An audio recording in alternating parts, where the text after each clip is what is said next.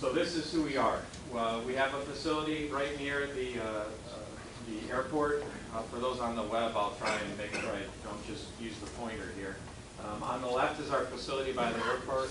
By far our biggest in terms of number of people and buildings and labs, 150 plus labs and test facilities, and about 3,200 people. On the right is our Plumbrook station. The proportions are a little different, 6,500 acres and on just over 100 people. Very unique test capabilities at each. The more famous right now is our Plumbrook station, because in the lower right-hand corner you can kind of see a white dot there. The first 8 minutes of the Avengers was filmed there. So that's what it's famous for right now. But also pretty cool test facility there too. Our budget, what's interesting is in our center overview, so these are a few charts out of our center overview. Our FY13 budget is still proposed because we don't have our final budget yet. We're about 3 months from the end of the fiscal year and we don't have our final budget. We went in to the year with a request in the President's budget of $658 million. We're going to end up probably about $600 million. So a little bit less than we had hoped for. But what you'll notice here is the aeronautics piece, the wedge of $124 million. I talked about the split between aeronautics and space.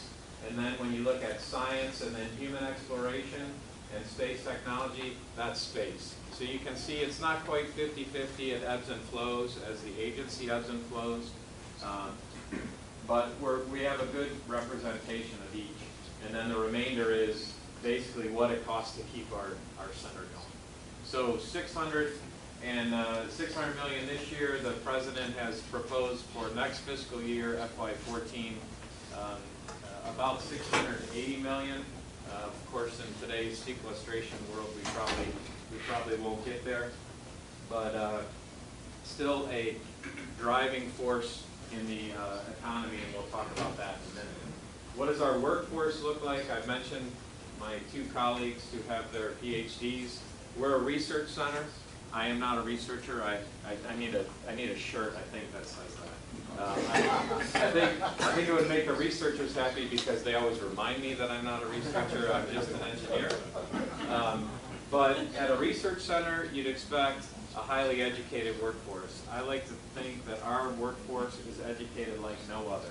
In our technical workforce, 25% of the people have their PhDs, which is a tremendous asset in terms of the ideas, the intellectual property that exists there. But when you come down to economy, highly educated jobs, highly paid educated jobs.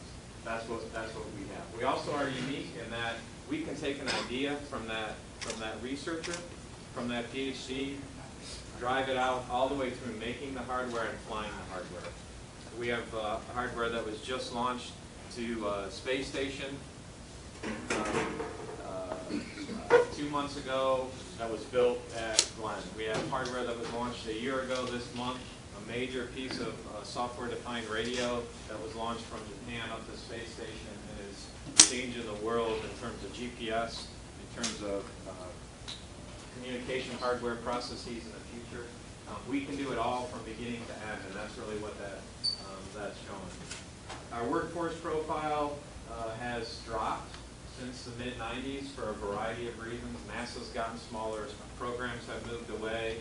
We're going to level out on the civil servant side at about 1,571 people in fiscal year 15. Economic impact. I talked about our budget. How does that translate into why does it matter that NASA why does it matter that NASA Glenn's in the area? $1 billion. I use this, and for those of you who heard it, I apologize. I was in a meeting where they said, we just can't get support behind NASA. The local business just doesn't see why it's important to support you. And I said, if there was an organization that wanted to bring 3,000 jobs to Cleveland right now, with a $1 billion economic impact, we'd be tripping over ourselves to get them here. We need to trip over the fact that we have them here and we need to keep them here. Incredibly important. $1 billion just does not come this state's way that often, and we bring it here, and I think it's incredibly